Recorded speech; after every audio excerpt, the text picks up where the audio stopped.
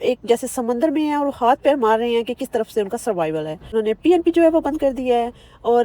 کچھ جگہوں پہ جو سکورز تھے، جو امیگریشن کے لیے ان کا سکور لیول ہے، اس کو بھی انہوں نے ہائی کر دیا ہے.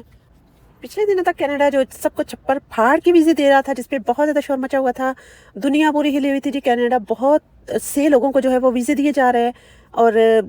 مطلب جو بھی اپلائی کر رہے ہیں اس میں سے زیادہ لوگ جو ہے وہ کینیڈا جا رہے ہیں، یہ وہ. تو ابھی اتنی تیزی سے اس امیگریشن پروسیس میں سب میں چینجنگ آنا شروع ہو گئی ہیں کہ جو لوگ وہ ویزا لے کے آئے ہیں، وزٹ پہ آئے ہیں یا ورک پرمٹ پہ آئے ہیں، جیسے بھی انہوں نے LMI لیا جو بھی ہے، وہ سارے اب ایسے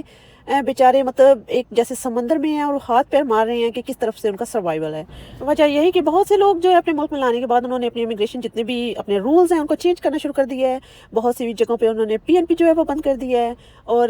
کچھ جگہوں پہ جو سکورز تھے، جو امیگریشن کے لیے ان کا سکور لیول ہے، اس کو بھی انہوں نے ہائی کر دیا ہے. اور بہت سی ایسی جابز ہیں جن کو انہوں نے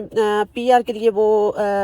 جن پہ ریسٹرکشن لگانے جا رہے ہیں وہ، اور اس کی جگہ وہ پریفر کرنے لگے ہیں وہ جابس جن کی یہاں پہ کینیڈا میں ڈیمانڈ ہے. تو اگر کوئی ان جابس میں ہوگا تو وہ PR کے پاتھ وے کو یوز کر سکتا ہے اور وہ اس کے لیے ایلیجیبل ہو سکتا ہے. جیسے کہ ہیلتھ کیئر میں چاہیے ان کو لوگ تو وہ ہے، اس کے علاوہ کنسٹرکشن میں ان کو چاہیے تو وہ ہے.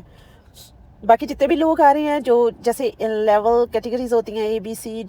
کیٹیگریز کی جو جاب ہوتی ہیں، تو جو لو لیول جاب ہیں ان میں سے بہت سی کو تو یہ آگے چل کے ریسٹرکٹ کرنے لگے ہیں جن پہ PR ملنا ہی کوئی نہیں ہے.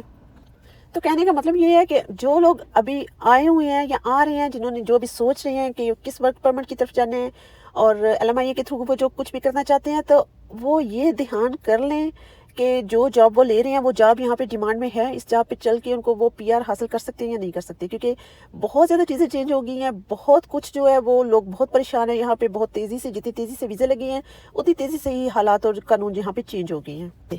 تو اپنا جو ہے LMI لیتے وقت، ورک پرمٹ وغیرہ سب کچھ لیتے وقت آپ یہ دھیان کر لیں کہ آپ جو ان کی